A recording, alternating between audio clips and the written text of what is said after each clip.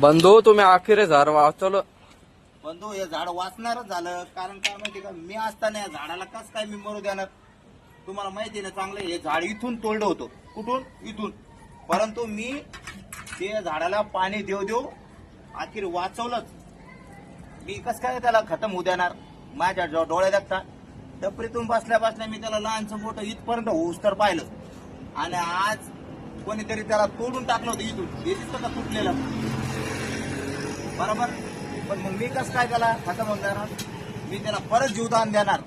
रोज पाणी द्यायचं मित्रांनो मी त्याला रोज. हे पहा आता माझा टाइम झाला, 2 वाजून गेले, 2:15 झाले.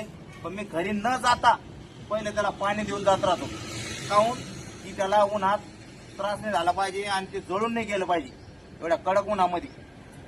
जाता जाता जे उरलेलं माझं भांड्यातलं पाणी आहे ते पुरं पाणी मी त्याला देतो. म्हणजे ते संध्याकाळी मी येईपर्यंत म्हणजे वल्ल राहतं. परत संध्याकाळी पाणी देतो. म्हणजे असं करून ते मग शिलकलं ते परत.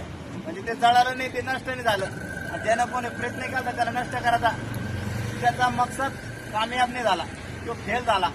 कारण मी जितलो आणि तो हारला. मी परत त्याला जिवंत केलं या झाडाला. आणखी मोठं करणार मी त्याला. हा या बा असं रोज मी त्याला आहे ना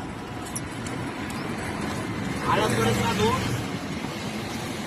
आणि पाणी देत राहतो मित्रांनो. कसं आहे हे जरा गाडी मोटरवाल्यात इथपर्यंत पोरं गाड्या लावतात ना, ते जरा हे नाही झालं पाहिजे.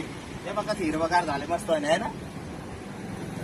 असंच त्याला हिरवगार दररोजचं काम आपलं बरं काही. आता पाणी द्यायचं असं फ्रेश केलं की ते बरोबर संध्याकाळच्या 5 वाजेपर्यंत मस्त ताजं ताजं राहतं.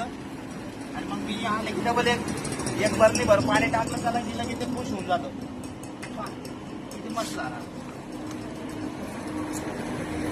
आपलं काम. असं पशु असो, प्राणी असो का वृक्ष असो, आपण त्याला डोळे देखता नष्ट कधी होऊ देणार नाही. ते कोणी असो. मग ते माझ्या डोळे देखता कधी असं होत असन मी कधी कसं काय त्याला येऊ देणार.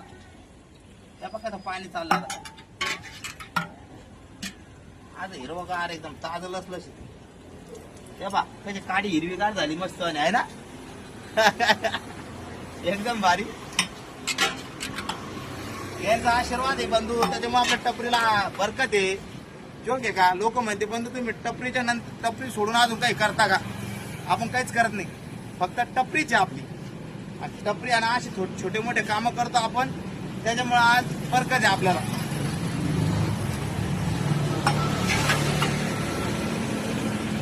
माणुसकी धर्म आपला आपण पाळत राहतो.